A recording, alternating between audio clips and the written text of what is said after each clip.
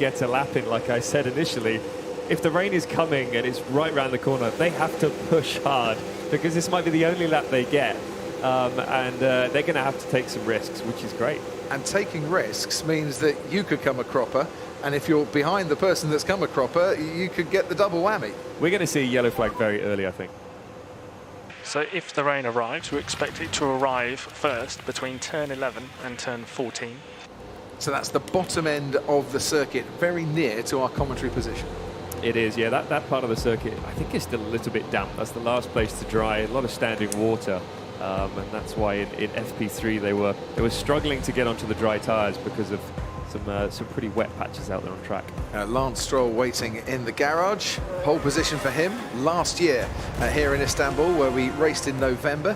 It was a lot colder, it was a lot wetter, and the track wasn't half as grippy as well. Things have changed a bit, but still it's the clouds above the circuit that are dominating as the light goes green and the cars make their way out onto the circuit. What we're going to see, I think, at the end...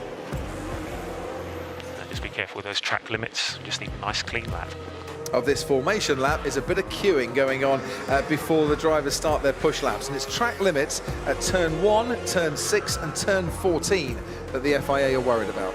Yes, and actually in the first corner there's some new curbs, some sausage curbs on the exit of turn 1, which they wouldn't have driven in the dry, so they've only driven it in the wet. So it's going to be something new to them all as they turn through turn 1 on the first lap of the race, and qualifying, sorry. And this is Rain now expected in 3 minutes.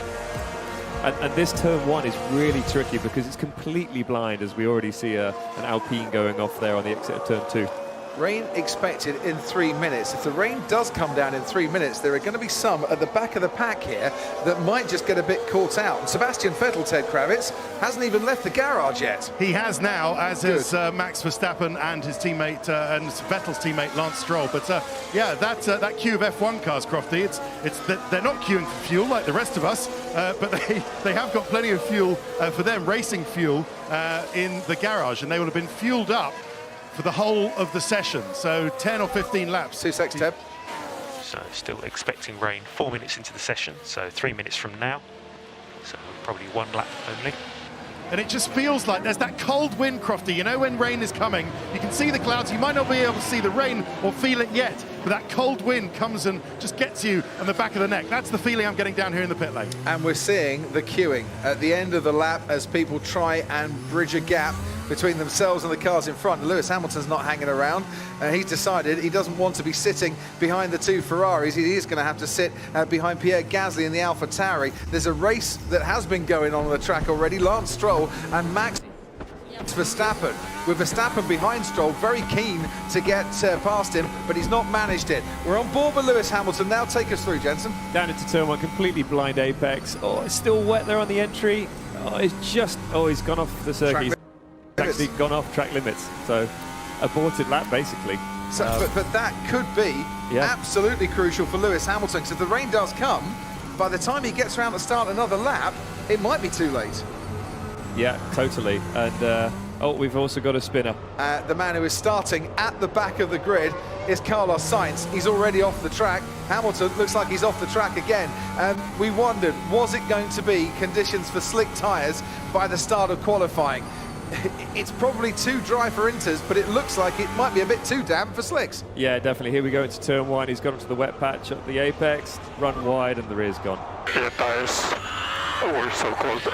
But the issue is they took such a slow entry into the last corner because they were all backed up. Lewis got the jump on them and left them sitting there for even longer. So this also hurt Valtteri, who came just behind him as he was trying to pull out the gravel. And this man, Max Verstappen, has already had a bit of a spin at turn 1 as well. No penalties for Max Verstappen this weekend, but he did take a bit of a spin and will have lost time, you would imagine, in that first sector. Kimi Räikkönen, Antonio Giovinazzi, the first 2 to have their lap times deleted for exceeding track limits at turn 1. Add Mick Schumacher to that list, and that is Verstappen's spin. I tried to take it careful, but still no good. Le problème, c'est que la brie est en plein cœur du territoire du chef suprême. Et ils n'ont pas l'air ravis qu'on essaie de retrouver Fury. Tu me poses une colle. Tout ce que je sais, c'est qu'ils vont échouer. Hamilton and Tsunoda, confirmation that they've had their lap that they're on deleted as well. Lando Norris, who was on pole, of course, in Sochi, 1:28.0. C'est moi ou t'es content d'être ici? Essaie de me faire changer d'avis à So propos de la Norris, retraite. good time, 1.4 seconds ahead of Pierre Gasly. George Russell is on a decent lap. Hamilton is now starting his next flying lap, trying to get it in before the rain comes down. He needs to get into Q3 before that penalty is taken. Max Verstappen, no penalty for him, but he's already had a spin on a 1:44.5. His only time on the board might not be enough to safely see him through. We'll see how it all pans out by the time we get to the end of this qualifying session, as Latifi now goes second fastest, Sebastian Vettel third fastest, and George Russell goes quickest overall with a 1:28.0. Wow. Oh, he just pulls out, doesn't he, in qualifying? But, you know, Lewis now, he has to get a lap in. Chef suprême a des yeux himself, partout. Valtteri and Max have to get a lap in now, and just hope and pray that the rain doesn't come before the end of this lap. It's spitting in the pit lane, but not spitting enough to deny Lewis Hamilton going to the top. In the bottom five at the moment, Tsunoda, Leclerc, Sainz, Ricciardo and Raikkonen. Well, take Tsunoda out of that equation. He's just gone second fastest. Obviously, the track getting grippier and will dry out the more cars that go round it, but will the rain that is now falling cancel out the track drying? Leclerc goes fourth fastest. That's good for him. Yeah, that is a good lap, and there's a big bunch of cars within sort of 1/10 there from third back to sixth, and Bottas has just put it second, which actually is pole position so far, isn't it? Lewis should have the penalty, correct? Yes, that lap taken away. If it was in Q3, then Bottas would be the man on pole if he's second on the timing charts, because you don't get pole unless you start right at the front of the race itself. Verstappen, meanwhile, 1:26.6 after that early spin. Problem solved for Max Verstappen as Ocon now goes sixth fastest, and Lance Stroll, who was in the bottom five, puts himself fifth fastest overall. Sainz, Mazepin, Gasly, Alonso, Raikkonen are all in that bottom five, and those that have had track limit violations so far are kind of paying the price for it, but they're all continuing to go round and to get as many banker laps in as they can before the rain falls as heavy as some of the teams think it is going to. Yeah, I think they're all getting in a second lap, which is lucky before the rain comes down. But it's so nice to see them all pushing from the word go, isn't it? Isn't it just? Back-to-back laps. Well, Hamilton, 1:26.5, now goes fastest overall. Charles Leclerc, the latest to have a lap time deleted. Leclerc is in a spot of bother here. He's not the Ferrari that they think is going to start this race at the back of the grid. That's Carlos Sainz with his engine penalty. Leclerc now seventh fastest and manages to put himself out of trouble. George Russell, who was quickest about a minute and a half ago, is currently ninth fastest as Valtteri Bottas goes to the top and puts another 0.6 of a second between himself and his teammate. That's a big chunk. Great lap by Valtteri. But I think we're just going to see the times tumble. If the rain doesn't come over the next couple of laps, the times are going to tumble, and it's whoever goes over the finish line next will be the guy at the top of the times. Great lap by Norris. And you can see the rain on the camera lens down at turn 14, the final corner. So as it stands, with just over 10 minutes to go, Sainz, Mazepin, Schumacher, Perez and Vettel are the bottom five, and there is Yuki Tsunoda, who's had something of an off down at turn 1 and is limping back onto the track. Tsunoda has caused 4 red flags in qualifying in 2021, doesn't cause one this time, but he doesn't do his chances of getting into the next part of qualifying any good whatsoever. He's currently 13th fastest and right in the danger zone. The biggest issue is now he's got the tyres very cold, he's got them very dirty, and to get them up to temperature on this cold circuit is very tricky.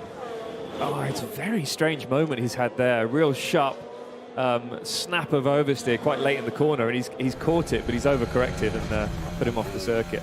You can see the damp patches as you approach into turn 1. As a driver, having gone through there before, how much more cautious mentally are you approaching it the next time round?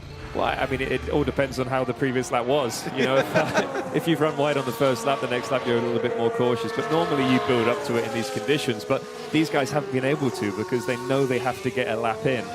Kimi Raikkonen is really struggling to get a lap time in. He's had another one deleted for exceeding track limits. The white line, by the way, defines the edge of the track this weekend, not the red and white curbs. We're on board with Carlos Sainz, making his way into the little dip at turn 5 and going off the track and wide.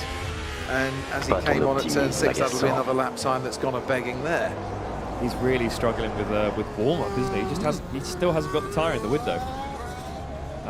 The one that's impressed me so far is Nicholas Latifi in 7th. You know, George Russell is on the cusp, and Latifi's up in 7th. Russell is on a fast lap as it stands and has put in 2 personal best sectors. Faites attention en bas.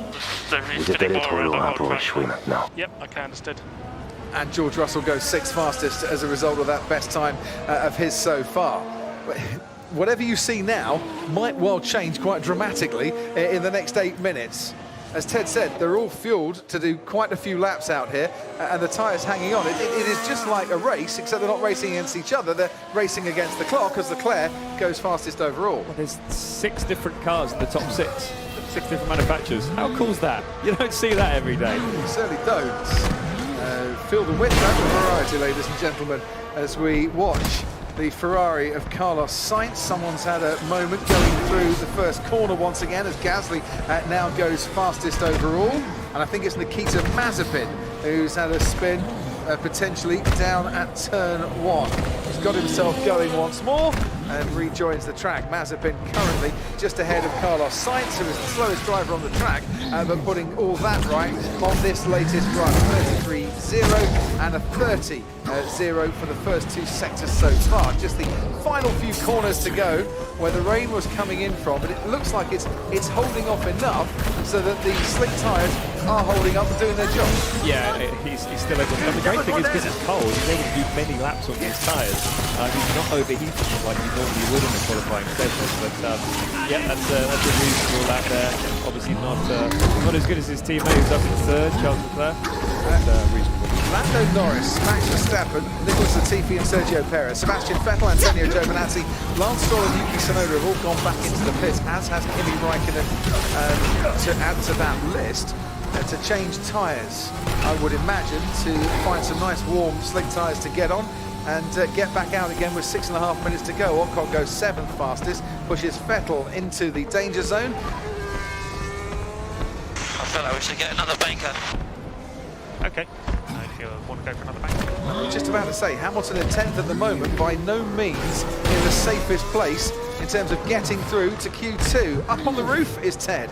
I've actually made my way down to closest to the action now, Crofty, but where I can see Max Verstappen going out on the same set of tyres. So he's not having, as is Checo Perez. No, new set for Checo Perez, new set for Sebastian Vettel as well. Some drivers are finding that these tyres actually overheat. Some can't get the heat in, but some are finding they overheat, and they're actually getting slower after 5 or so laps, so pitting for a new set. That's what Kimi Raikkonen is doing as well. Raikkonen battling to get his way out of the drop zone, as is Vettel now. Some can't get the heat in, some are overheating, but enough to leave you hot and bothered, that one. Okay, Max, we think the rain is dissipating, so conditions should only improve from here.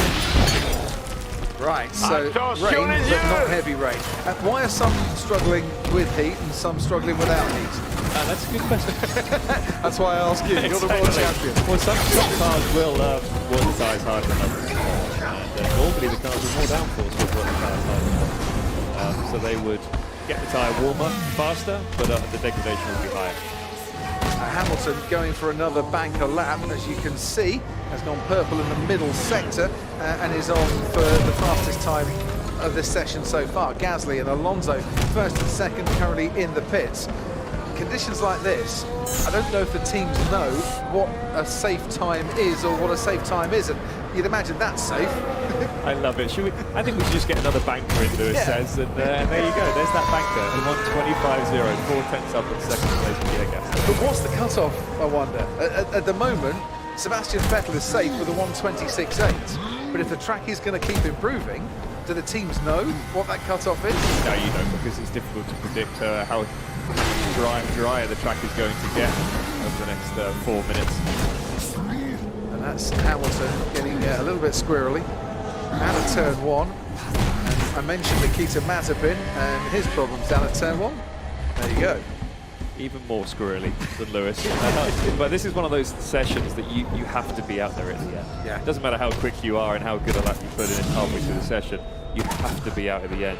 just in case that the circuit grips up by 1.5 seconds, which it can if it dries out more. It's like the lottery, you've got to be in it to win it. And Lance Stroll out on track, as you can see currently. I mentioned pole here last year, got a Q3 in Sochi last time out, the only time he's reached Q3 in the last 6 races. But this is the sort of circuit that Silverstone team, you would imagine, should go well at, given their successes here in the past. And he's currently 4/10 up on the time he needs to get out of that bottom 5. Showing his improvement, and maybe the track's improvement as well. Exactly, you know, he has a lot of confidence here, putting on pole last year, obviously very different conditions, but he obviously likes the place, and I think we'll see him do well here. Well, Stroll crosses the line, 12th fastest overall, pushes his teammate Sebastian Vettel into the bottom 5. Vettel, now 17th, has just rather ruined his latest flying lap by going off at turn 1. Pressure's on for the former pole sitter here in Istanbul. It was back in 2009 where Sebastian Vettel put his Red Bull at the time on pole. We're on board with Sergio Perez in the Red Bull in 2021. And whilst his teammate Max Verstappen has just gone fastest, what can Perez do on this particular lap? He goes 4th fastest, about 4/10 behind. Yeah, it's not too bad a lap, but obviously they put new tyres on the car, which I think is the right call. He should get another go at it. A nice cool down lap. The tyres will be in good shape to run again. The only thing is with these conditions and it being a very greasy green track, you're going to get graded quite easily on those front tyres. That turn 8 is so tough on the tyres, especially the front right. It can cause a lot of grading, opens up the tyre quite badly. Which could have him a lot of ramifications for the end of Q2, because if you get into Q3, they're the tyres you start the race on. Exactly. And Max Verstappen saving himself a set of tyres in this session compared to his teammate Sergio Perez, who's on the new softs, and Verstappen continuing on the old soft tyres that he's used from the outset. Wind has dropped a little bit, but you can still see it's a fairly stiff breeze here at Istanbul Park, and Lewis Hamilton, after getting the banker in that previously took him fastest, is trying to do another banker to go quickest overall. I think he realised he couldn't come in and put another set on if they needed to, so might as well continue. He has the fuel on board, and we're going to see another great lap here. Right, and he does. He goes nearly half a second clear of Max Verstappen, just under 1.5 minutes to go. Every single driver is out on the track, but we don't see that very often at this stage of Q1. No, you don't, and that's the positive of a drying circuit. But Nikita's had a moment, I think, down at turn 1. Oh, Nikita. Yeah. I think they're struggling because I think they have a lot less downforce than the top teams, and they're just really struggling to get heat in these tyres. They just can't get them working. And that's a big lock-up very early in the braking zone. Ted, down to you. Down at McLaren, Lando Norris P4, but Daniel Ricciardo needs to make this last lap work. He's currently 13th, and this is nervous times. People can improve. Sainz, I know he's going to take a grid drop, but Stroll behind him can improve. Vettel can improve. Giovinazzi, Raikkonen can also improve. So Danny Rick needs to make this next one work. Sebastian Vettel just cruising around on his latest lap, trying to get a bit of space between himself and Sergio Perez, which is the car ahead, before he starts his final flying lap. And an important final flying lap, because he needs to get out of that bottom 5. We're on board now with Daniel Ricciardo. It doesn't look particularly easy through turn 13. No, it's not. Cold circuit, low grip, it's very green. We haven't had any running in the dry today, so it's not the easiest, but it's great to see the cars dancing around a little bit more.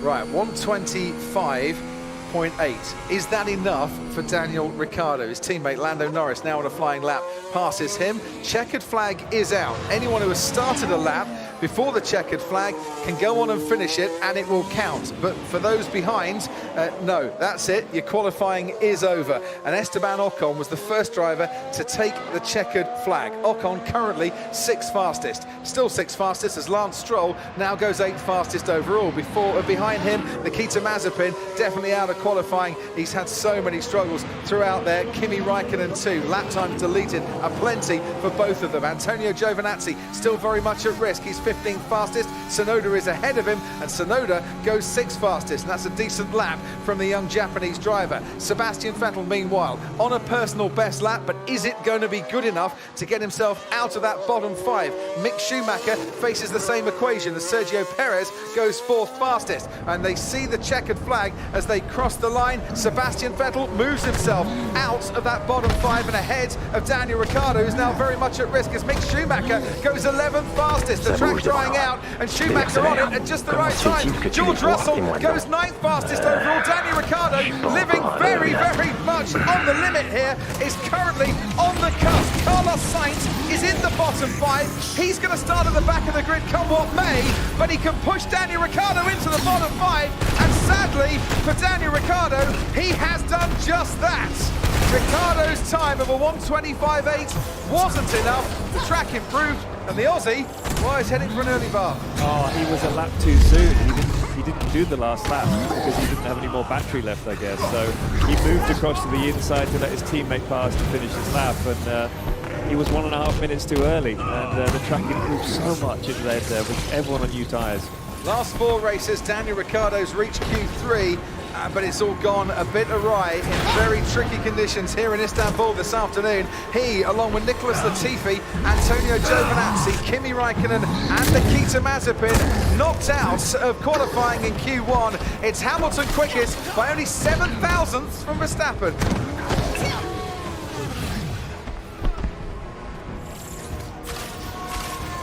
Attention les yeux!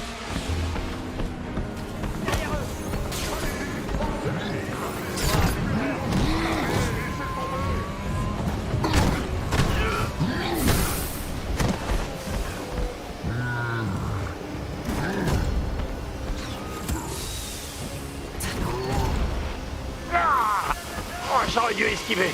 Vraiment, j'aurais dû.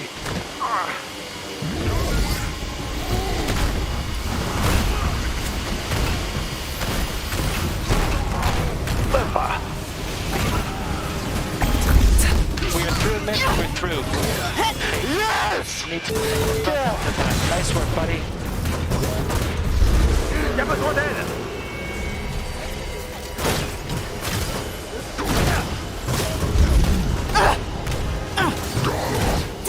Ok, j'ai besoin d'1 minute, voire 10.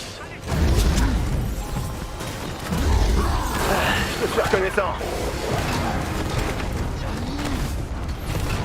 Kate, t'as besoin d'aide?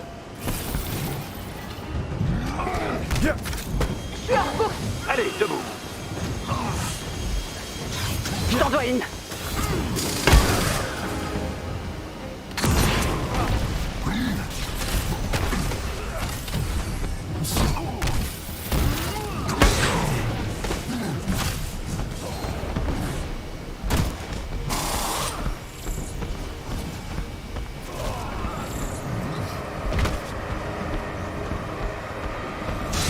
C'était pas si difficile.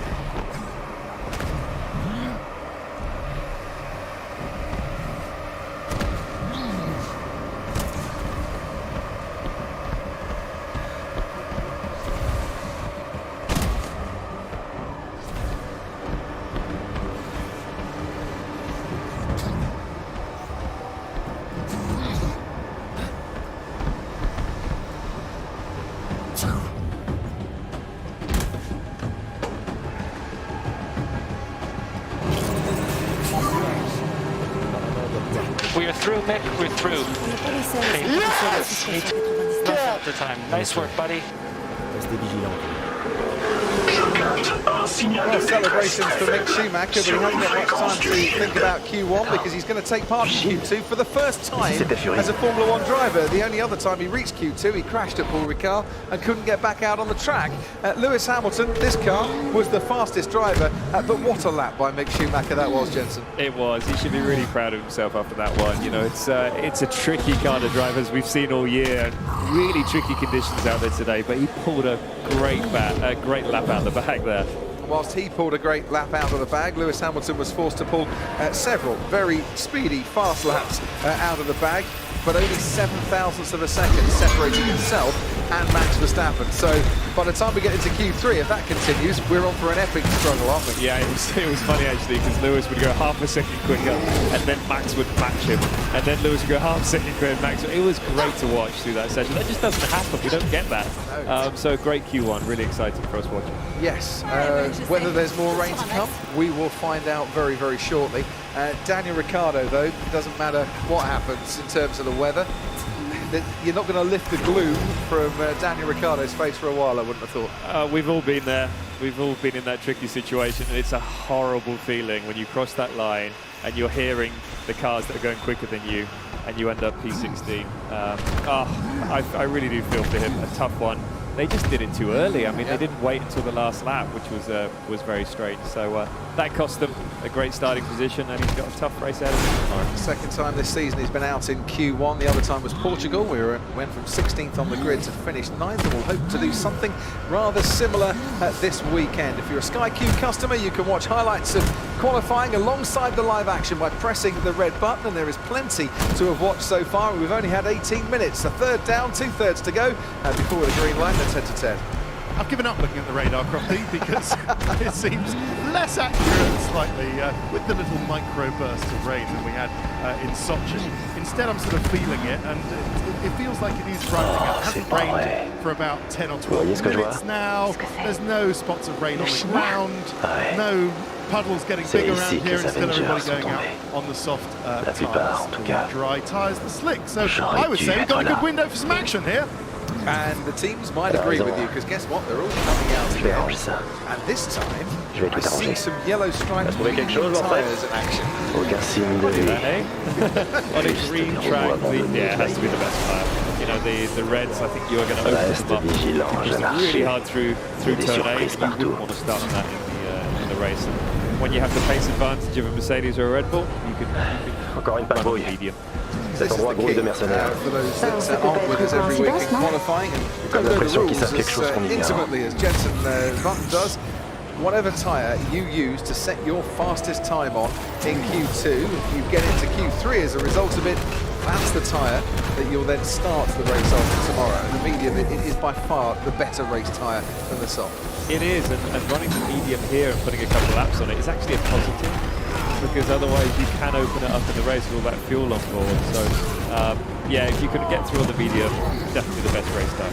It's a positive unless you open these tyres up a little bit too much by pushing too hard on what is still a fairly green surface. Not a lot of rubber has gone down and stayed down, because most of it got washed off with the overnight rain.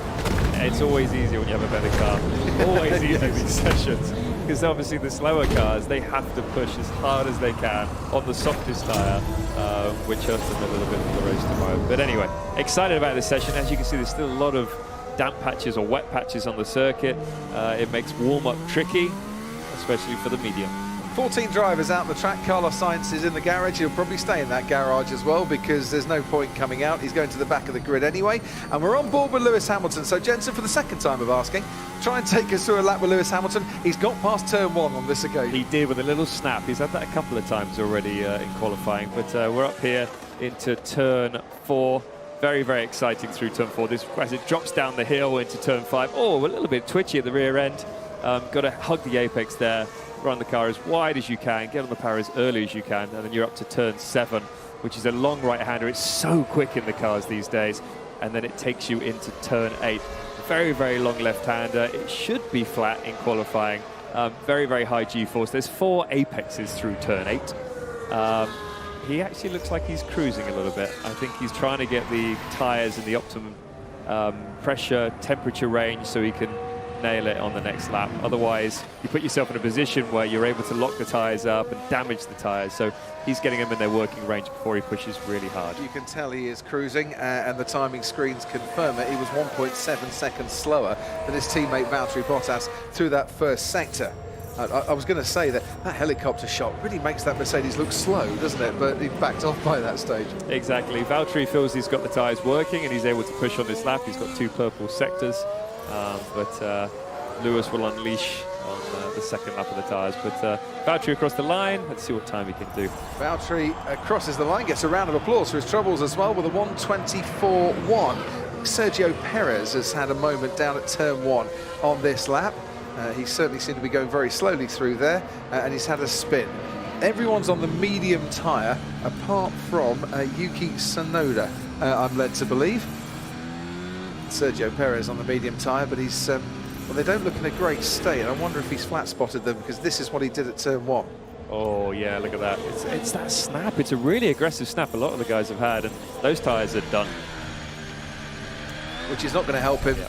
It's the over-correction that everyone seems to be doing. The circuit falls away from you there, negative camber, and whatever reaction you have to the oversteer, it's exaggerated. He's very lucky to get the car out of that spot as well, because I think he might have had to have selected reverse and then gone back forward again. The turning circle of a Formula One car is akin to a combine harvester, to be honest. You could do a donut in these, though. That's the difference. You never tried a donut, the combine harvester? No, funnily enough, no, never. I'd imagine it's great fun. Should put it on the next series at Clarkson's Farm, shouldn't they? 10.5 minutes to go. Lando Norris goes 9th fastest overall. But I think a lot of these laps are all about just trying to gradually bring these tyres in, warm them up when the fuel burns out. You've got the tyres at the right temperature, then you can go that much faster. Let's see how Max Verstappen copes with the conditions on this latest lap, still sploshing through a few puddles. Yeah, they're all on the straight, so it's not going to affect him in the corners. Through turn 4 as it drops down the hill into the left-hander here. He's been struggling with a bit of understeer this weekend, and then late on he gets a snap. You know, he's been lacking a bit of pace because of that. He likes a car that's on the nose the whole time. He's very, very good at driving a car like that, and that's why his teammates do struggle up against him quite often. We're going through turn 8 here. As I said, the 4 apexes, you just try and get as close to all of them as you can. It sounded like it was easy flat, a little bit of touching with the car through there, and sparks will be flying. This is beautiful to watch. Turn 9, there's quite a bit of water here this morning, standing water, still a little bit damp. There's a little bit cautious getting on the power there for the long straight, which is really straight. You've got a kick in the middle into the DRS zone. Should hit around 200 miles an hour before braking for the last sector on the lap. The left, right, left. Get it tucked in on that left so you get a nice entry for the right. The same from the right to the left. Get the car nice and straight, and then plant the throttle pedal. A little bit of wheel spin there. Up through the gears, and it's a 24-0. They're pretty close to the front. Yeah, they are. Could do very nicely, those 4 Max Verstappen. Hamilton's got the quickest to the middle sector, and he's taken a 10th out of Verstappen's time in that part of the track. Crosses the line, 4/10 clear of Max Verstappen. We saw in the dry yesterday Verstappen having problems with understeer and really struggling to get through turn 9 especially. Mercedes looked a lot more dialed in the dry, and I just wonder, as we're getting maybe more of a representation now of what the track conditions are like, whether that trend is carrying on. It looks that way, yeah. 4/10 yesterday, 4/10 today, so I would say so. Valtteri, his lap was a little bit disappointing compared to Lewis, but it was the first lap. Maybe they weren't up to temperature and he thought they were. So we'll have a cool down lap now, and then we'll see what he can do. Hamilton, with 8 minutes to go, leads Verstappen, leads Bottas, Gasly and Alonso in the top 5. It's Stroll, Schumacher, Ocon, Russell and Sainz in the bottom 5, and we shouldn't see Carlos Sainz in this session. It's soft tyres for Russell and for Schumacher and for Tsunoda. The rest are all on the mediums. Alonso goes 3rd fastest, and we can head down to 10. Fernando Alonso. 2 seconds. It takes too long to get temps, guys. Well, it does, Lewis, but that's what everyone is having to do. Fernando Alonso actually can get a little bit more heat into those medium tyres quicker than other cars, so it's been going very well in this session. Was P4 for a while. I think he's now dropped down to, where's he dropped down? Oh no, he's gone up to P3, is he not, Crofty? Yes. So Alonso growing great guns. So Ocon needs to find the time in that sister Alpine that Fernando Alonso can find. Alonso so experienced, I know we always say it, king of finding and treating the tyres exactly how they need to. As for the Aston Martins, they've just pitted in front of me. Vettel and Stroll rolled back into the garages on the medium tyre, out of the top 10 at the moment. Let's keep an eye on what they're going to do. The difference is about 0.3 of a second between Vettel and Leclerc, who is into Q3. Neither Ferrari, by the way, here last year reached Q3. And Leclerc is right on the cusp as it stands at the moment, with his teammate not coming out of the garage because he's going to start at the back of the grid. Mick Schumacher, meanwhile, 13th fastest as it stands at the moment, and if he stays there, could well continuing his trend of starting a season and career best highest place on the grid. It was 14th in Russia last weekend. Yeah, he's only a 10th off of Vettel in P11. Yeah. So yeah, strong session so far by Mick. I wonder if he rather likes this circuit, Mick Schumacher. Into Q2 for the 2nd time in his career, and Charles Leclerc now out on the track, as you can see from the 2 green sector times, putting in a personal best lap. And Leclerc has looked pretty pacey. Oh, And as I say that, he now spins, not just today, but over the weekend. And that has absolutely ruined what could have been a decent lap time there for Charles Leclerc. Would have been about 6-7 tenths maybe of the best sector times. Could have put himself around about 5th fastest with that. And the worst thing is he's got to drive all the way around to the pit lane now, before he can stick another set of boots on and hopefully get out there and put it where the car should be. You know, he was really fast yesterday, second quickest in practice. Oh, the rear just got away from him. It's tricky through there. They're dancing through that section. It's very, very low grip, reasonably low speed. It's only a 60-mile-an-hour corner. And it always looks a bit clumsy when a Formula One car handles like that. Is he going to need a new set of boots on? He's got a bit of paint on those tyres. He has. No, definitely going to put a new set of boots on. But you say 60 miles an hour, that's almost the speed limit in the UK. And it's the slowest corner on the circuit. True. I'm struggling with those mediums with these downforce guys. So the balance not quite right for Charles Leclerc. How he mitigates that is going to be up to him, because now the cars are in parc fermé. There's not an awful lot they can do in terms of helping him from the garage. DRS wide open now for George Russell. Once again, trying to make a bid for Q3 and navigating his way around turn 2, where he went for a spin and reached the gravel in the practice session this morning in much wetter conditions than we've got at the moment. So let's take us through, Jensen, the rest of this lap. Yeah, he's through turn 5. Pretty good there. A little bit of, you can see the rear moving a little bit on entry there. Tyres still reasonably cold. Up to turn 7, this is such a nice corner. You through the apex, got a great apex, and then you let it run wide. It's a little bit negative camber there. And then through the long turn 8. This in the race is a proper corner. It's lifting. You've got to look after those tyres. But in qualifying, you got to keep the foot to the floor. Down to turn 9. It's been a tricky corner all weekend. Gets it nicely turned in, turned really well so he can get on the power early, and then he's up through the gears. A little kink in the straight, it's the DRS zone, and so far it looks like a good lap by George, but this is one that's got to count. Yeah, he's making time up on the 3 drivers that are ahead of him in the bottom 5. If that makes sense, or was making time up in the first sector.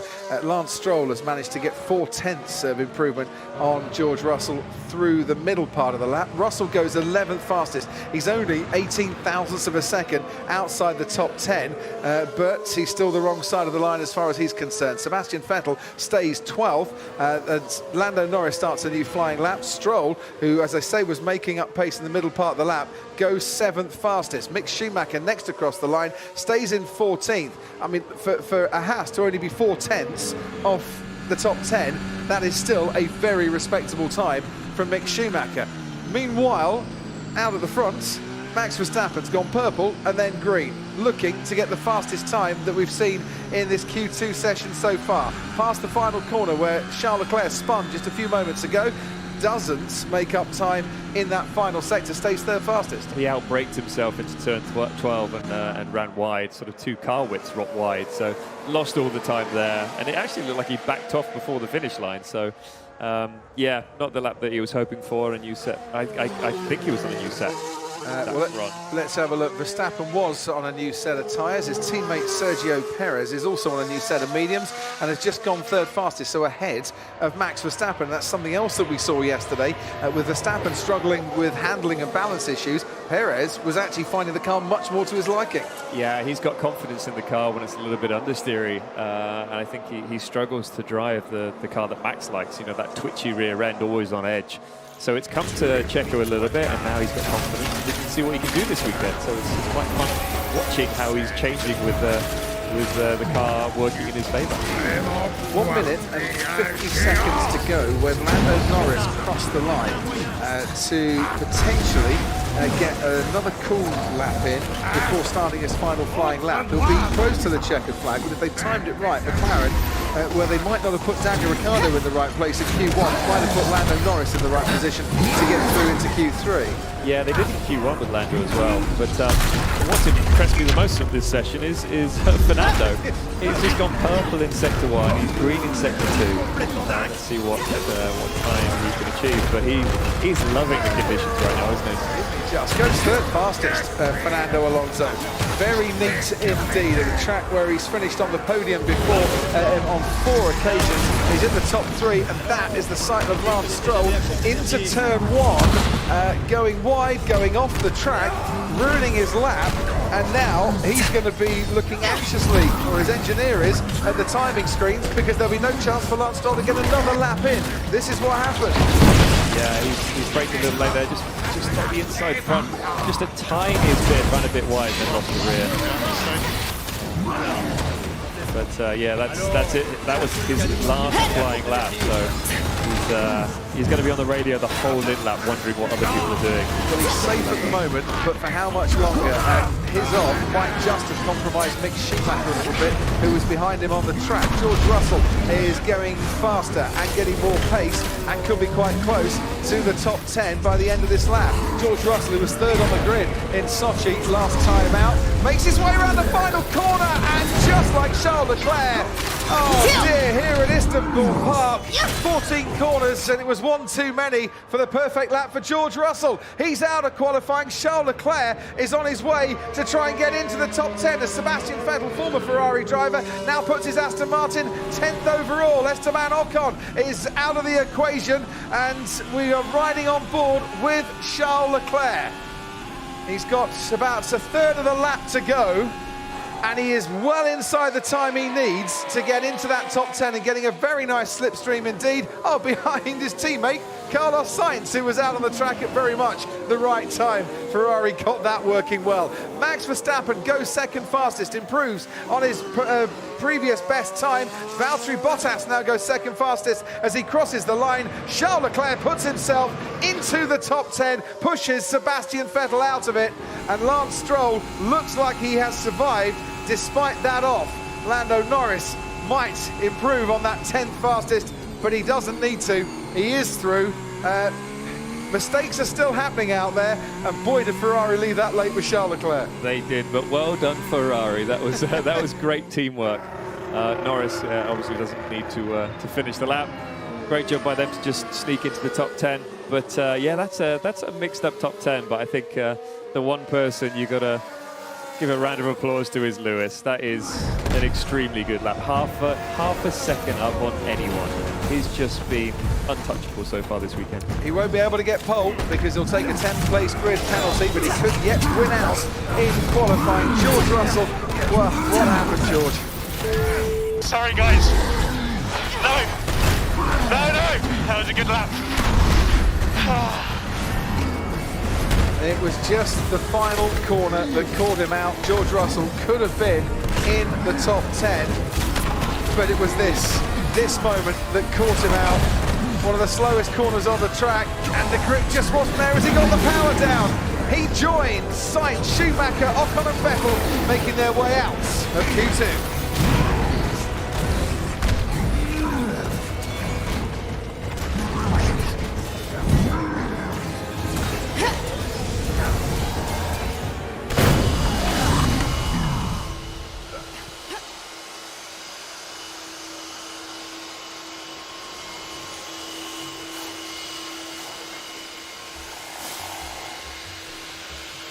Yeah.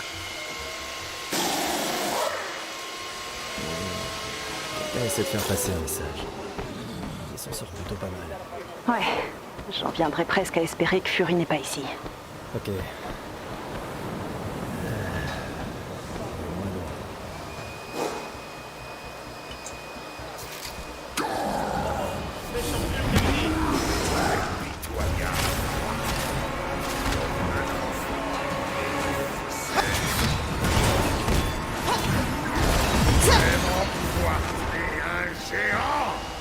C'est toi qui as fait ça. C'est bien un moyen.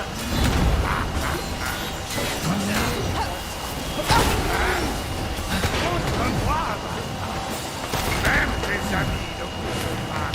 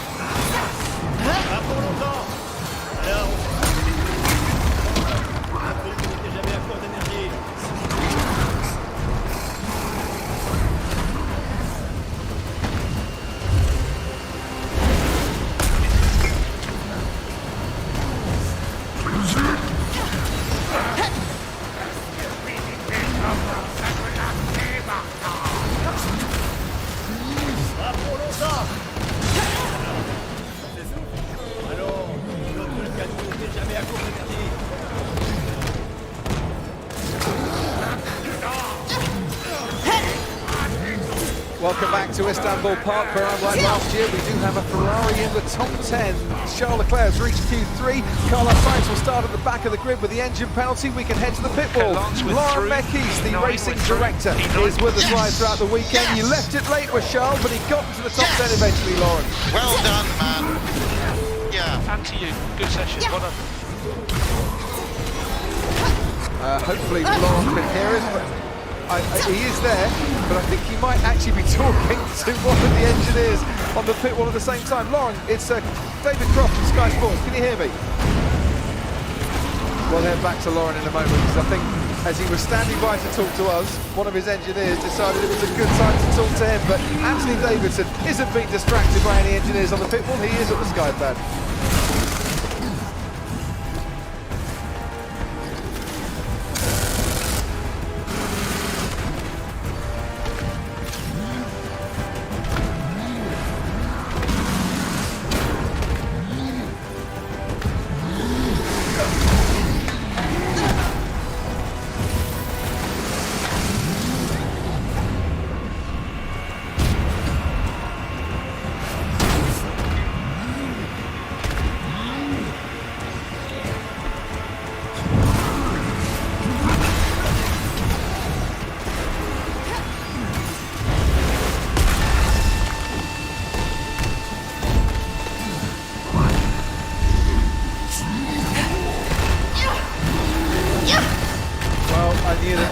Was there or thereabouts, but that's got to be a bit gutting when you see the yellow flag and you think, oh no, that's my lap absolutely ruined. But still, a Haas, half a second off the top 10. That's a pretty reasonable effort, isn't it? Well, yeah, I mean, he didn't get the last run in. That's a really, really impressive job in qualifying. So, no, fair play to him. He knows his contract calls for next year, for the future anyway, and people are looking at him and seeing how he's progressed through this year.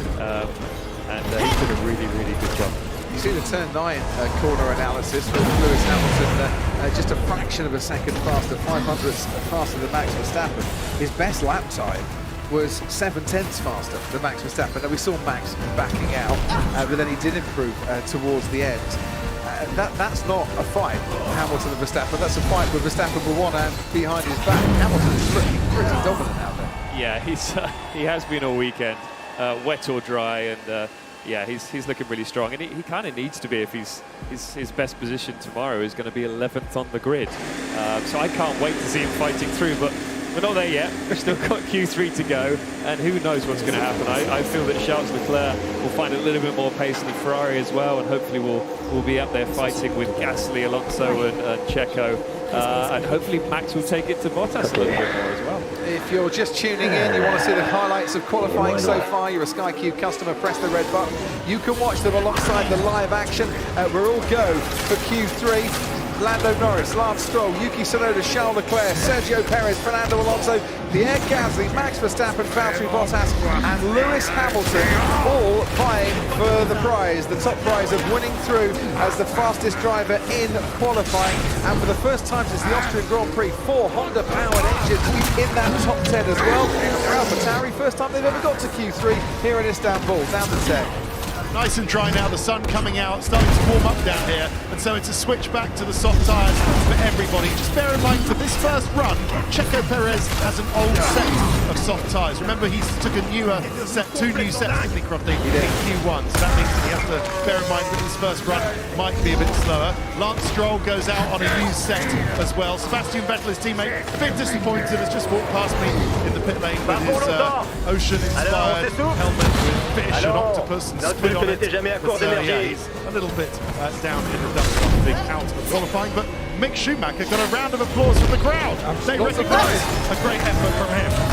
I'm not surprised. And for those who say, yeah, well, of course AlphaTauri have never reached Q3 here in Istanbul. It's the first season of AlphaTauri. They count themselves as Toro Rosso as well, which is why it's their 301st race this weekend. Yes, as Max comes out of the pit lane.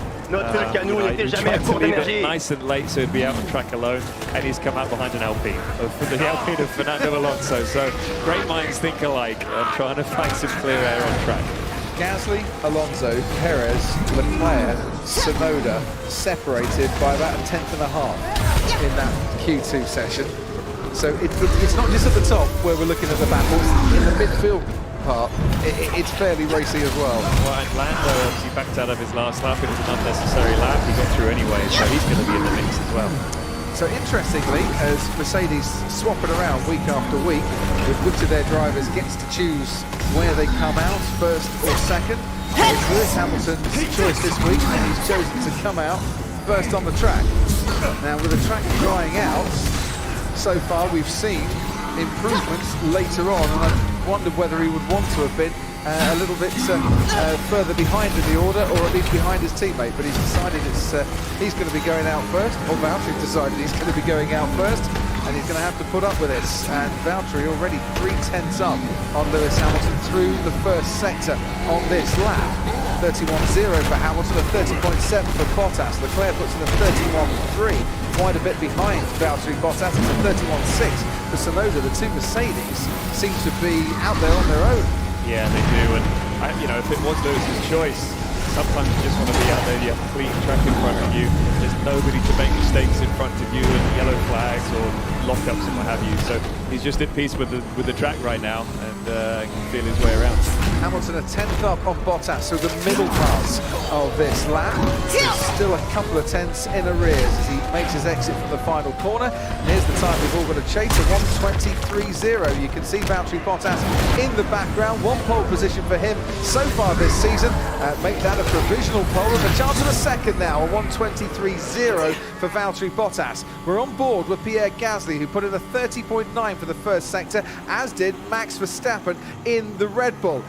Gasly through the middle sector, a 29.5, which is a couple of tenths outside Valtteri Bottas, who's currently on provisional pole. Leclerc and Tsunoda are third and fourth. Gasly crosses the line and goes third fastest, half a second down. And can Max Verstappen make up some time on this lap? In that first sector, the Mercedes 2 tenths, 3 tenths up on Verstappen, but in the middle sector, he's clawed a bit back. He has. It's interesting to see. Lewis's first sector wasn't very quick, but second and third extremely quick on both purples. So maybe he's trying different things right now and not pushing the tyre too hard in the first sector. I'm sure he'll be told on the radio of what Valtteri did. A little bit of a moment for Max there. It would have cost him a tenth, I would say, on the corner exit there. It's a short drag to the finish line, but would have lost him a little bit of time. So, in terms of the strategic battle at the start of tomorrow's race, with Alonso 6th fastest and a decent time for him, this has gone very well, the opening runs for Mercedes. They know they've got the penalty with Hamilton, but they've got Bottas ahead of Verstappen. They have, but this is closer than I thought it would be. There's 2 tenths from Bottas in first and Verstappen in third, and Verstappen had that moment. So, pole is anyone's. Well, it's not anyone's. It's not Lewis's. No, it's not going to be Lewis's, actually. You're right. Fastest in qualifying. Gets any of those top 3. But it's great to see them all pushing limits and finding the limit and slightly going over it. It's just, they're really dancing around this track. It's a wonderful track to drive, and they're really maximising what equipment they have right now. It's probably for dancing, I know, but I don't make the rules.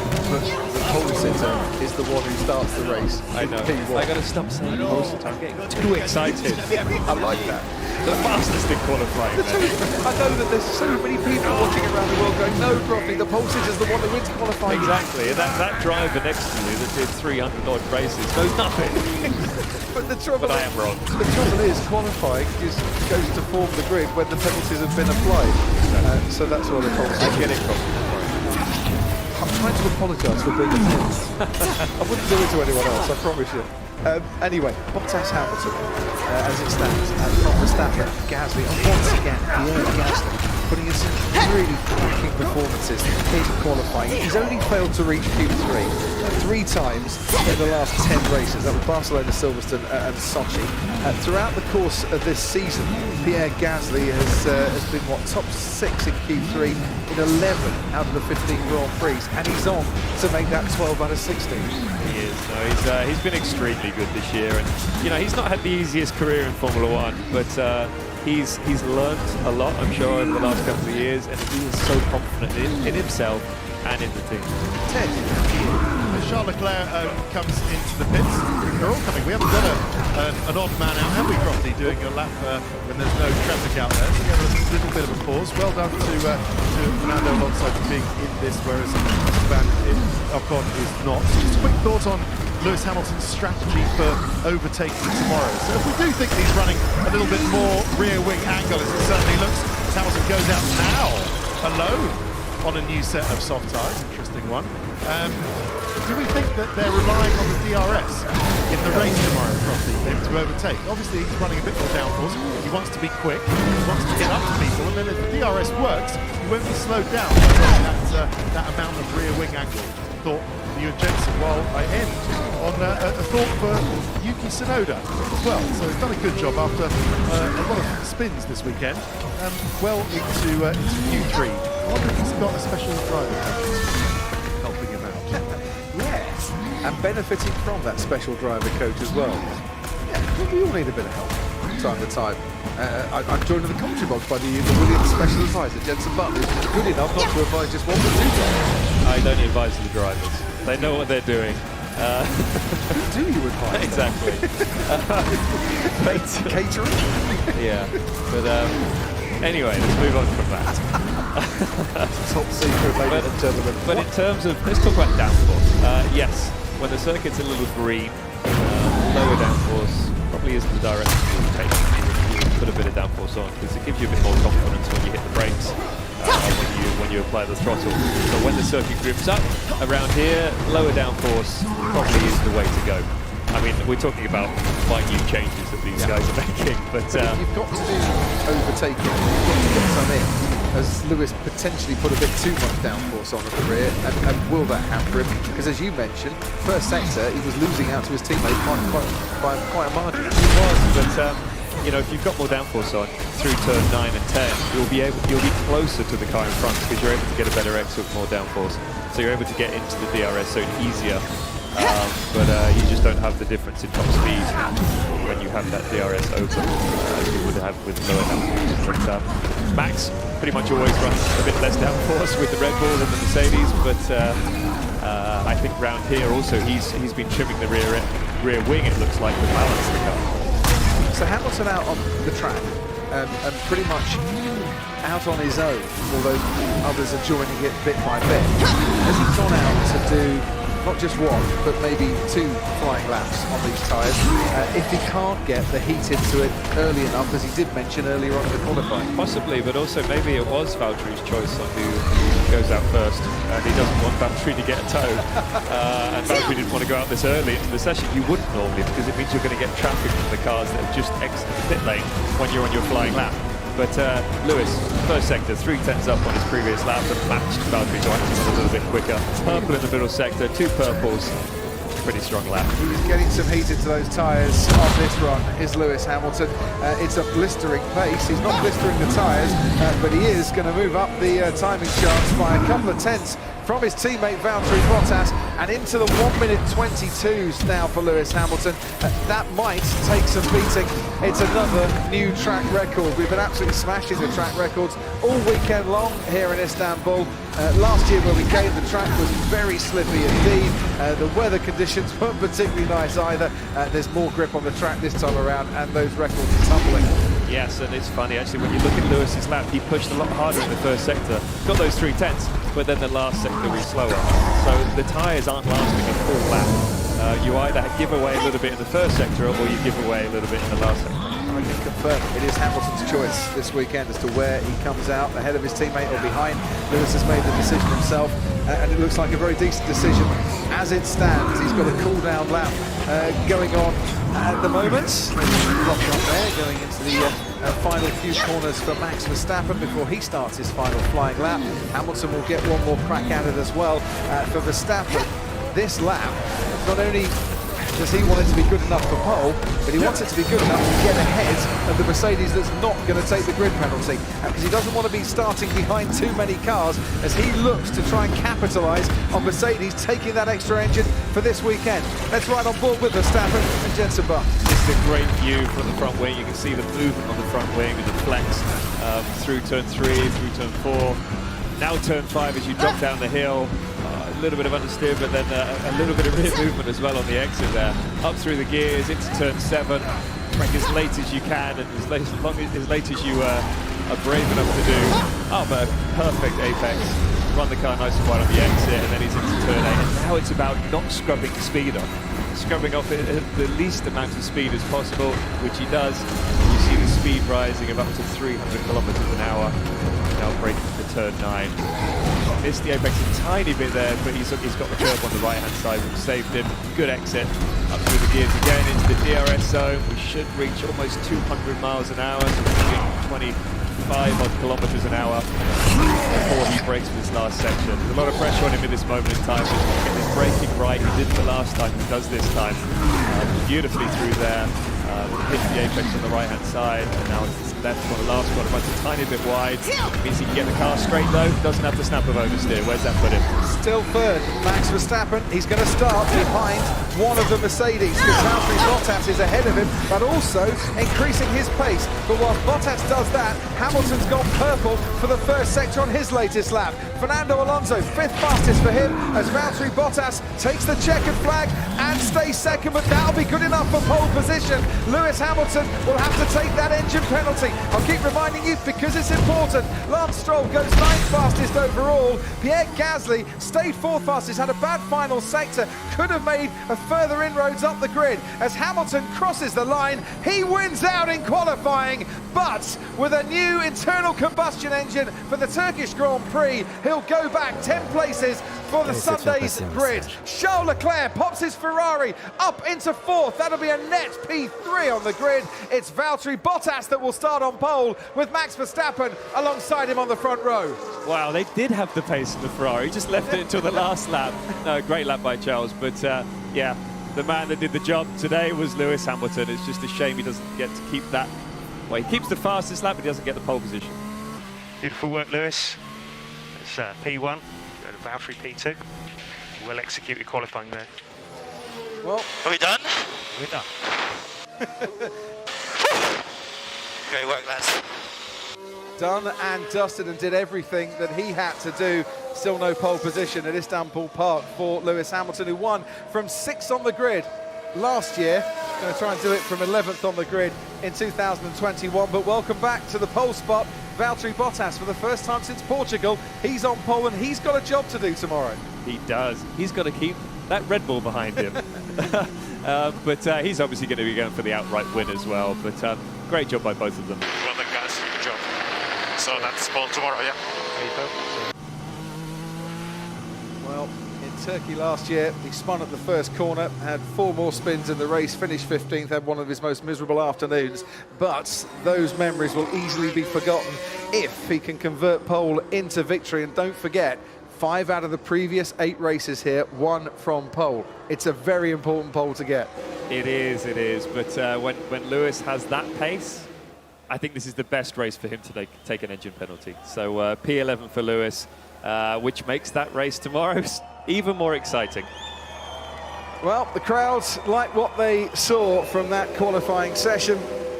And as he pulls in to P1, Lewis Hamilton will enjoy the fact that he's won qualifying here today. And he'll look to the left, to Valtteri Bottas, often his wingman. Can he be a wingman tomorrow? Lose the G and do a job for himself and for Mercedes. Verstappen will start on the front row alongside Valtteri Bottas. Charles Leclerc on row 2 with Pierre Gasly alongside him. And once again, a fantastic qualifying for Gasly, but Leclerc confirming the pace that Ferrari think that they have had and have shown they've had all weekend long. Row 3, Fernando Alonso and Sergio Perez, who once again didn't perform in qualifying, I think the way Red Bull would have wanted. And behind them on row 4, Norris and Stroll. It'll be Tsunoda and Vettel, and then Lewis Hamilton. I think that's a great grid for tomorrow's race here at Istanbul Park, as Hamilton wins out in qualifying here on this Saturday afternoon.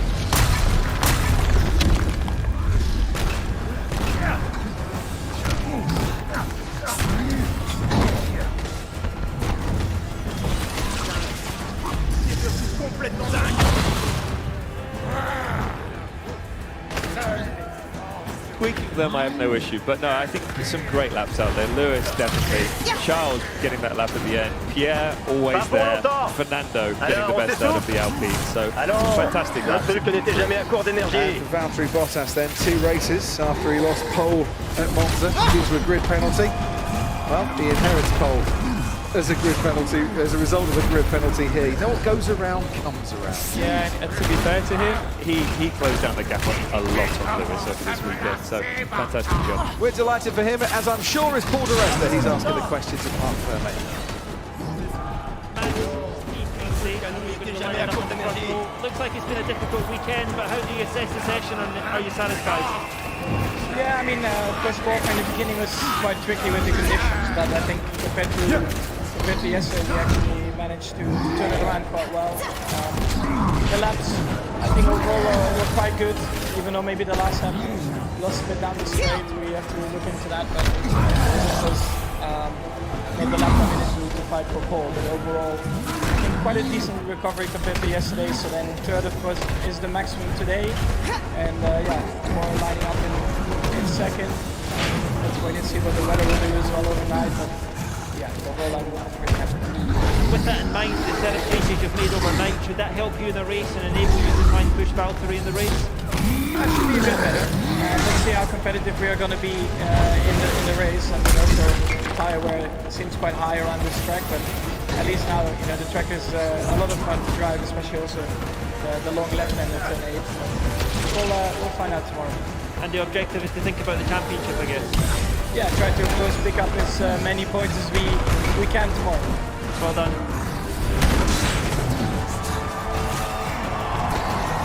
Well, Valtteri, you're going to line up in pole position tomorrow and narrowly missed out on being set the quickest time today, but you must be pretty happy with how the weekend went so far.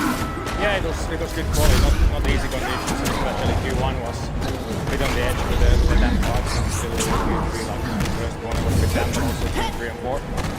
But some good laps. The last lap I missed a bit in the last second, so I started to gain some understeer, but other than that the lap was really nice and enjoyed it, and obviously the team result as we really did last, so Lewis with his penalty, minimal penalty he can, and I'm on pole, so that should be good. And what is the plan tomorrow? Is it to absolutely push forward and try and win the race, or is it to try and help your teammate out Lewis in the championship? I'll focus on my own race tomorrow. I'm ready to start in front, so all the best. Keep up a good pace. All the very best. Well done, Lewis. A great crowd here, obviously. I guess you can be pretty satisfied to be pole position. It's the best you could hope for today with that penalty you've got with the engine. Yeah, I mean, firstly, hi to everyone here. We've got such a good crowd here this weekend, which is awesome to see. It's so good to be back in Turkey because obviously last year was an unbelievable year for myself and the team. So to be coming back, the track's completely different. The track is absolutely awesome with the grip level that it's given us now. It was really tricky this session in general because there were still some damp patches and getting the temperature in the tires for the first lap wasn't easy. But yeah, really great job by the team. So happy with the performance in terms of getting us out at the right time. Tomorrow's going to be difficult, but I'll give it everything. With that challenge, how did you feel yesterday when you were in practice through doing the long runs? Do you feel like overtaking is going to be easy, or is it going to be a tough challenge? It's not the easiest overtaking at the moment, and we're all on the same tyre as well. So I imagine tomorrow is going to be difficult to move up. You saw in the last race what happened with Max, for example, once he got behind the 6th place or something, and vice versa for me also. So I don't know, but we got the long straight down the back. We'll see what we can do. Hopefully we can give the fans here a good race. Congratulations, Lewis. Enjoy tomorrow.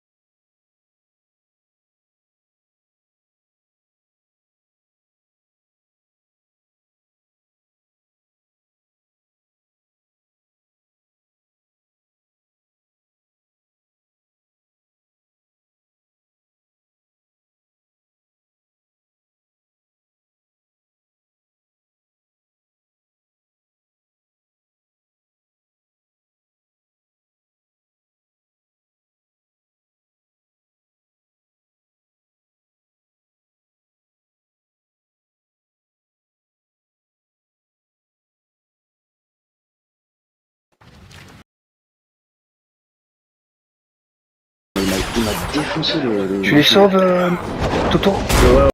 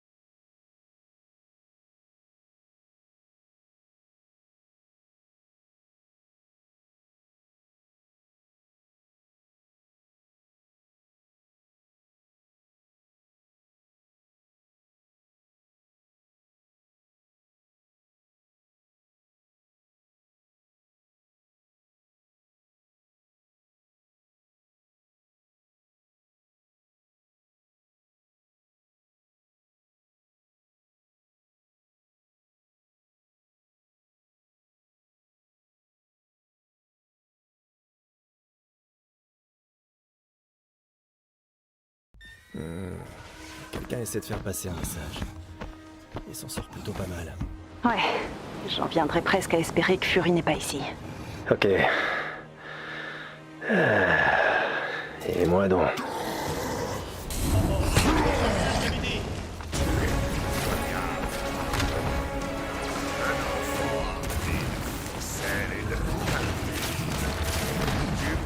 Vraiment pouvoir tuer un géant? C'est toi qui as fait ça. Je trouverais bien un moyen. Vas-y, montre-moi, bâtard. Même mes amis ne pourront pas.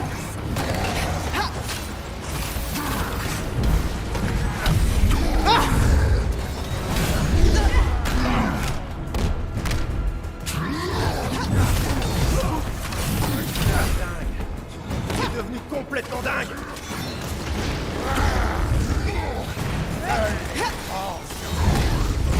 Je suis le plus fort. J'ai survécu.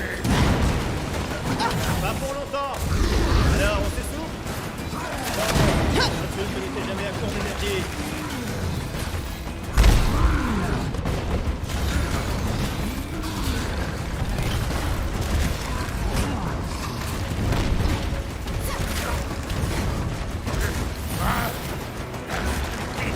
Commence à me lasser maintenant.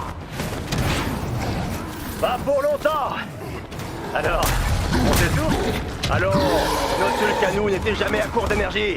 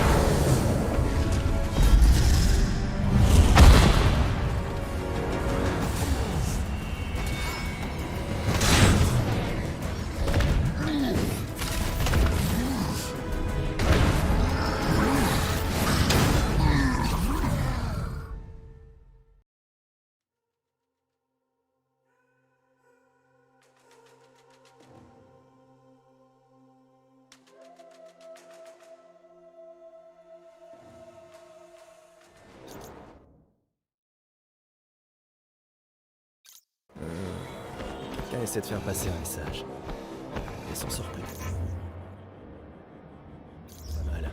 Ouais, j'en viendrais presque à espérer que Fury passe. Ok. Et moi donc. Tu es pitoyable. Ficelle et de vraiment pouvoir tuer un géant. Si c'est toi qui as fait ça, je trouverais bien un moyen. Ah si, montre-moi. Même tes amis ne pourront pas te sauver.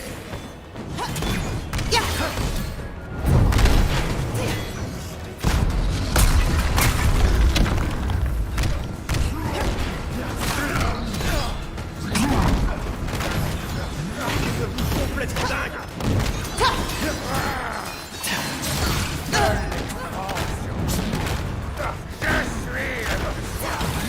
J'ai survécu.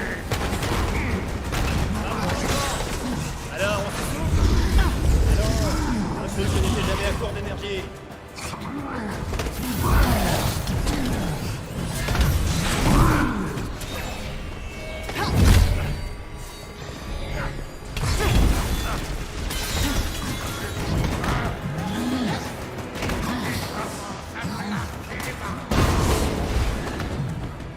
Pas pour longtemps.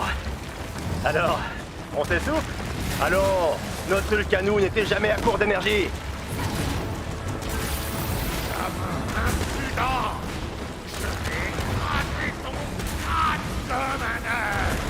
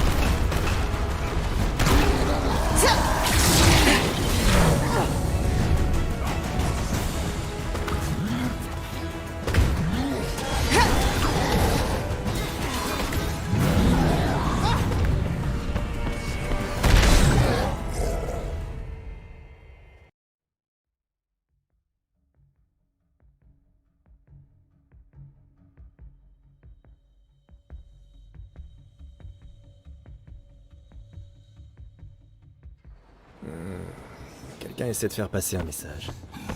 Et s'en sort plutôt pas mal. Ouais, j'en viendrais presque à espérer que Fury n'est pas ici. Ok. Et moi donc.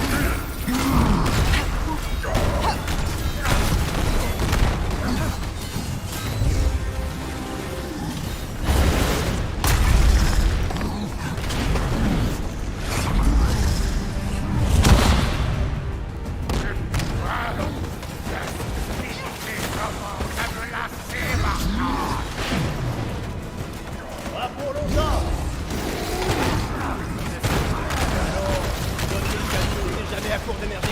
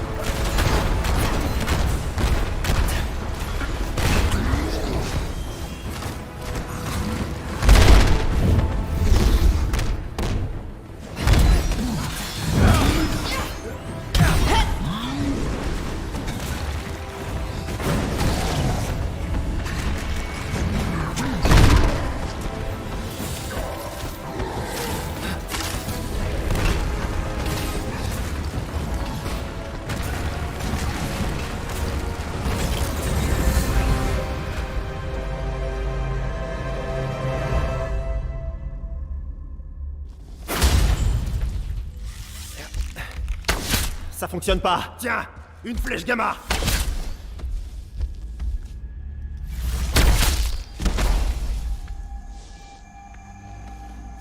Bon sang, qu'est-ce qui t'est arrivé? J'ai survécu. Il y a qu'une seule chose que j'aimerais savoir. Où est Nick Fury? Tu ne t'es jamais aventuré au-delà de la tempête. Lâche la paix. On a libéré des forces qu'on ne comprenait pas. On se prenait pour des héros. Mais on est morts comme des idiots. Au-delà de la tempête. C'est dangereux? Eh ben, on va le découvrir. Allons-y.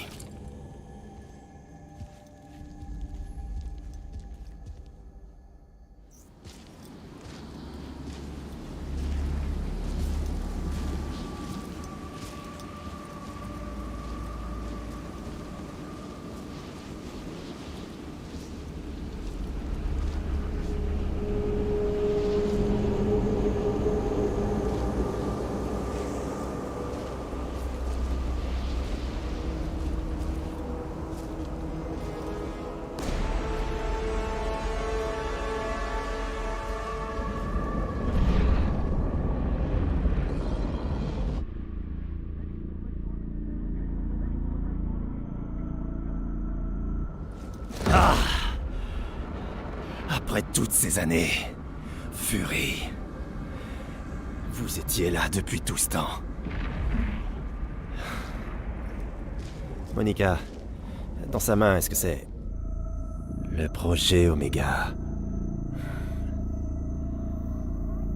Son arme pour sauver le monde, c'était une unité de confinement cosmique. Le cube cosmique. Elle a échoué. Au lieu de stopper l'invasion, ça les a juste figés dans le temps pendant que le monde s'effondrait autour d'eux. Nous avons tous échoué, tous autant que nous sommes. Mais écoute-moi, t'es pas obligé de faire les mêmes erreurs que moi. N'abandonne pas les Avengers. J'ai besoin de toi. Crois-moi. Quoi? Mais de quoi tu parles?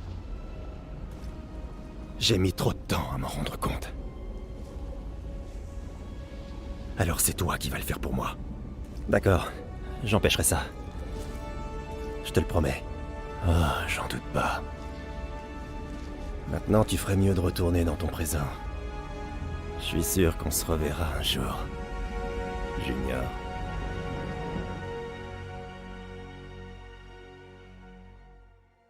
Tu penses toujours à prendre ta retraite, Clint? Oh que non. Quoi que j'ai fait sur cette ligne temporelle, je compte faire l'inverse. Une barbe? Jamais.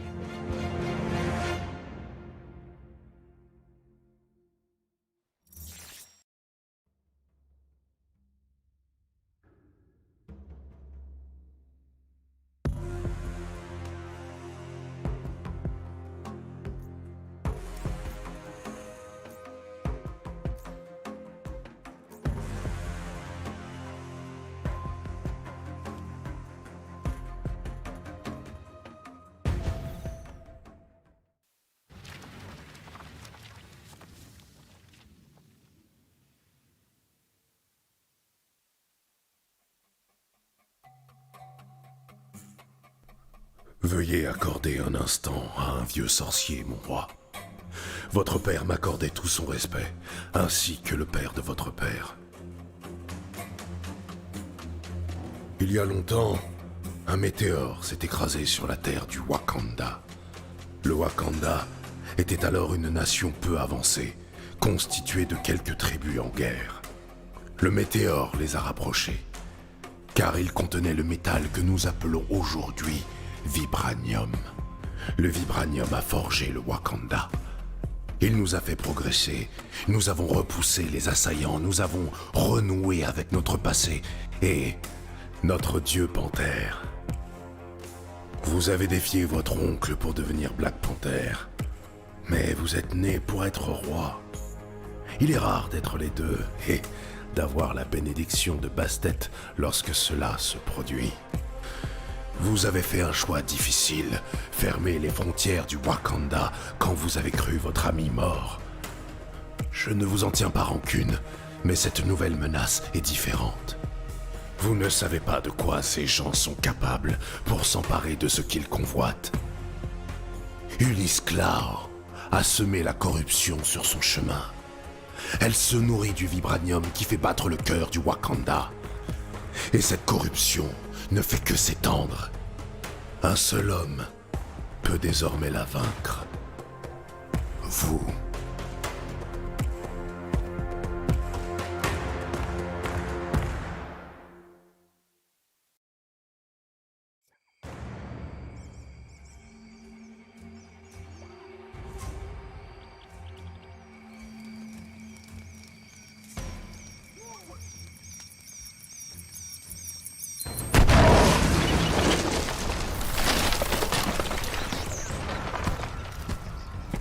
C'est bon? Oui. Je pose la prochaine charge.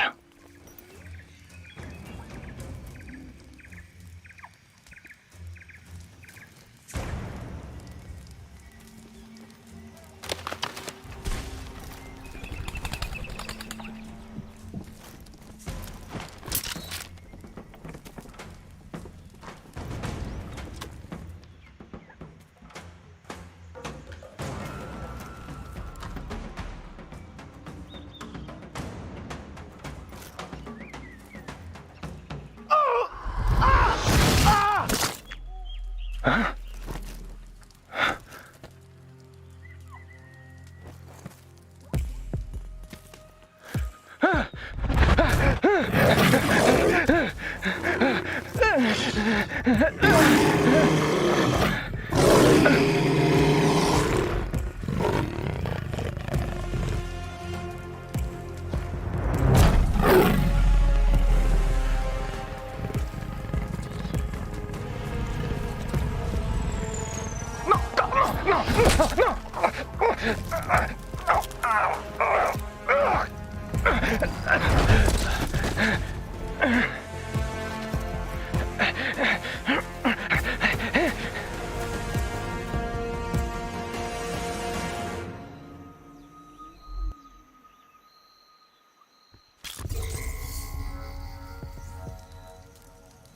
Tu l'as laissé partir, roi bien-aimé? Oui, Okoye. Pour l'instant. Ne risque-t-il pas de prévenir les autres? Mais ils resteront en position de faiblesse. Il me mènera à ses amis, puis à leur chef, Klaue.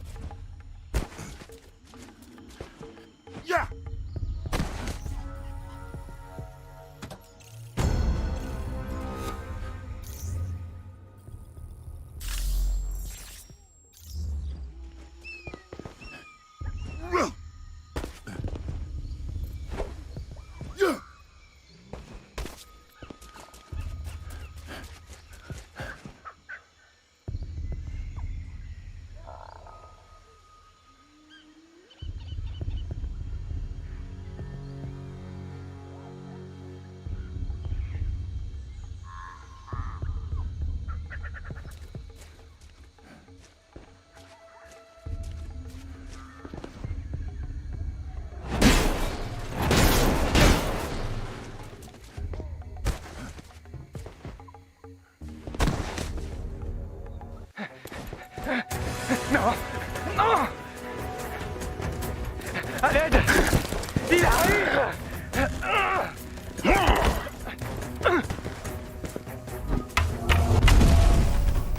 Avec moi!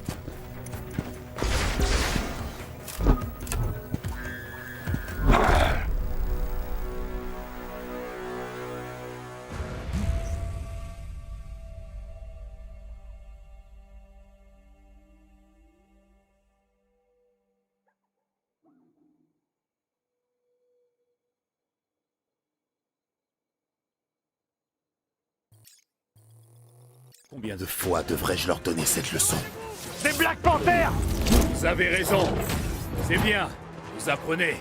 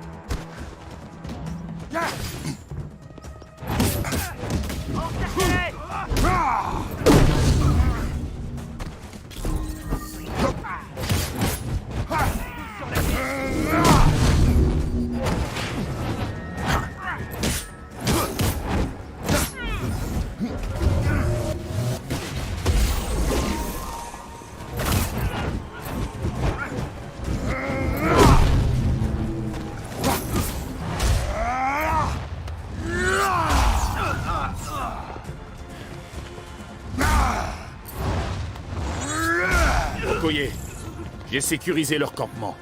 Je cherche des renseignements. Devrais-je dire à la princesse Shuri? Elle recevra un compte-rendu de la mission.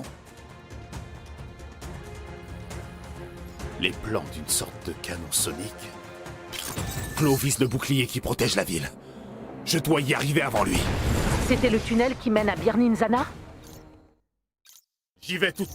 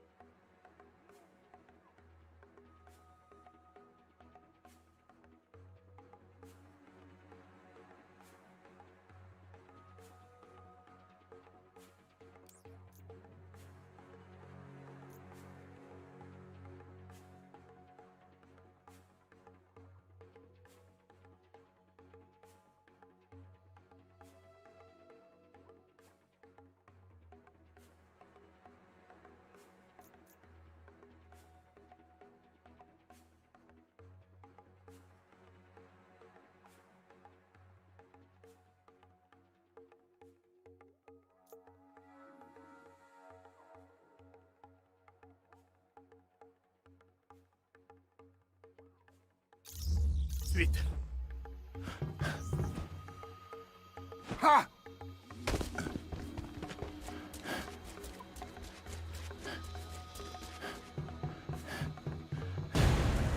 Vous ne passerez pas par là, homme-chat. Vous allez le regretter. On est trop nombreux pour vous. Montrez-lui qui vous aime. Vous auriez dû venir plus nombreux.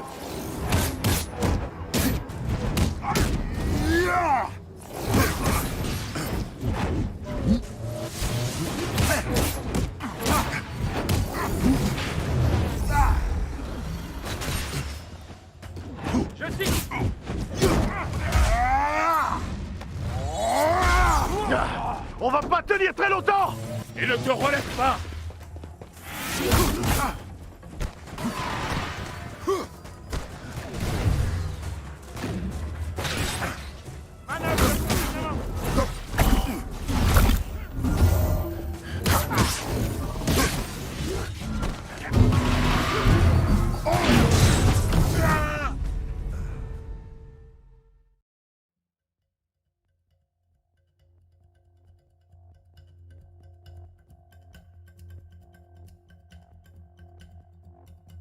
Ces envahisseurs détruisent tout ce qu'ils touchent. Ils n'ont aucun respect pour l'histoire, la nature. Nous reconstruirons. Et ils tomberont. Je te le promets. Vous ne passerez pas par...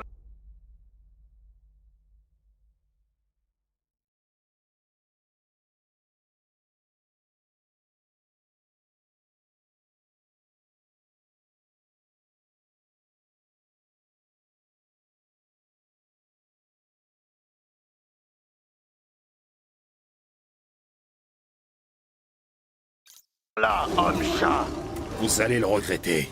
On est trop nombreux pour vous. Montrez-lui qui vous aime. Vous auriez dû venir plus nombreux.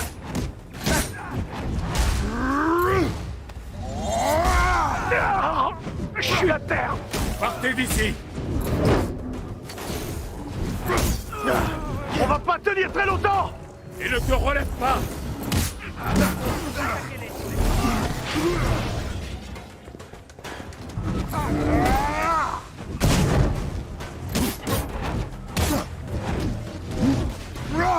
Capitulez, panthère. Pour le Wakanda.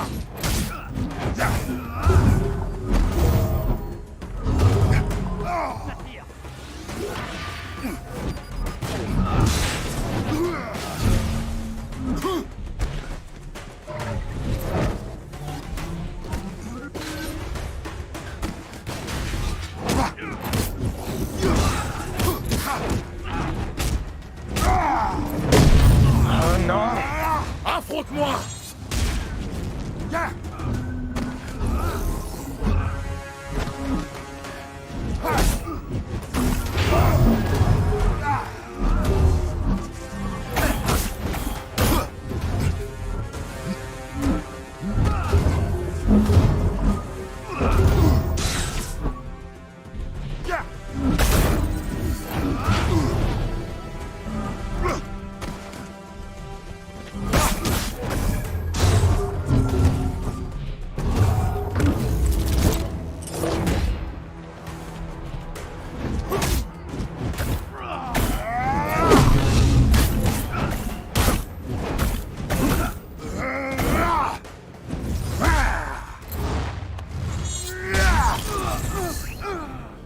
C'est terminé. Je peux te faire parvenir un jet pour survoler le tunnel effondré. Non. Envoie tes forces au bouclier. C'est là qu'iront les hommes de Clos. Je connais un autre chemin. Ah, un chemin dont tu n'as pas révélé l'existence Dora Milaje? Je t'en parle maintenant. Bien qu'à contre-cœur. Ça va te plaire, Okoye.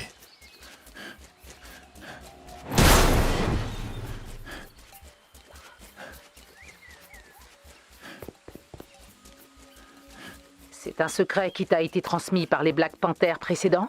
Oui. Ah, vraiment? Okoye, le vibranium corrompu s'est propagé jusque dans cette partie de la jungle. Comment peut-il se répandre si vite? Je ne sais pas encore. Nous devons le détruire.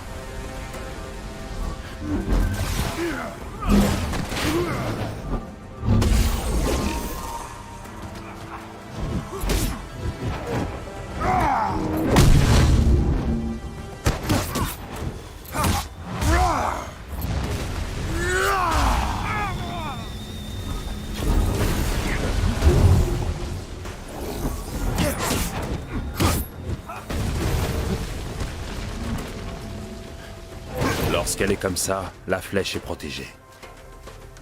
Je vais devoir attendre qu'elle se réchauffe.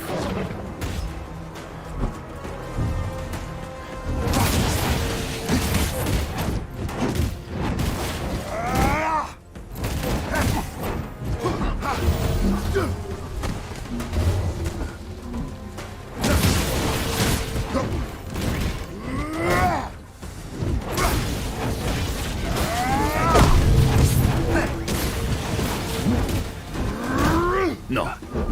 Cela causerait des dégâts irréversibles. Je dois être plus rapide.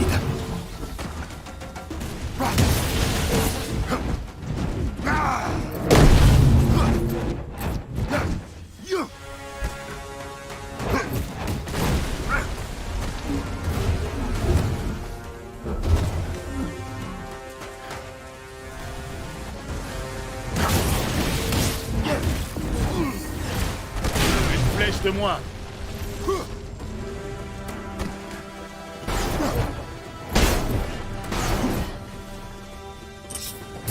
Ce cluster est instable. Si on attend plus longtemps, les flèches exploseront.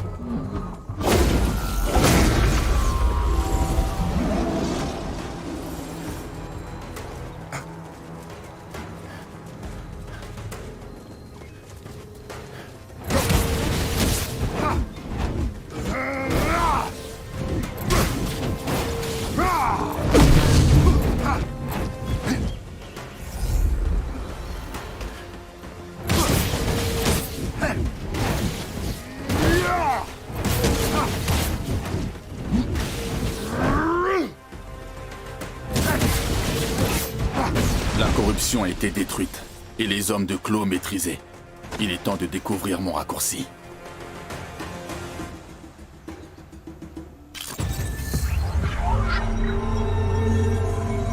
Je ne m'en lasse pas. Je dois l'avouer, c'était très impressionnant. Ce n'est pas tous les jours qu'on reçoit des éloges de la capitaine des Dora Milaje.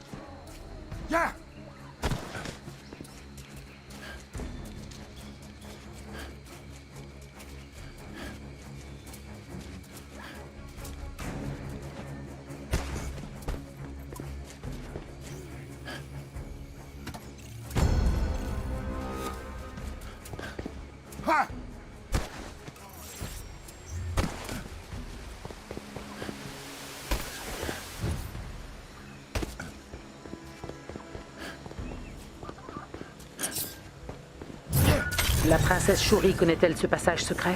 Oui. Tous les potentiels Black Panther le connaissent. Je n'ai pas vu cette grotte depuis mes entraînements avec mon oncle. J'ai l'impression d'entrer dans un souvenir. Je me rappelle avoir brisé cette statue en essayant d'entrer.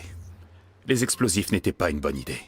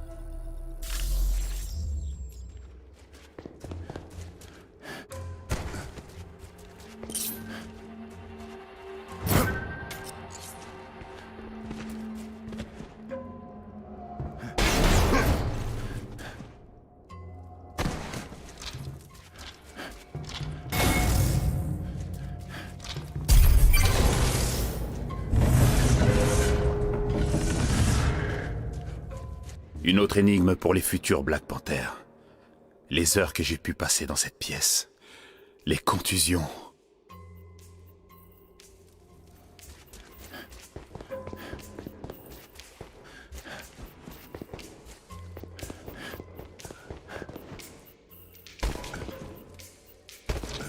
Oui, je me souviens de celle-ci.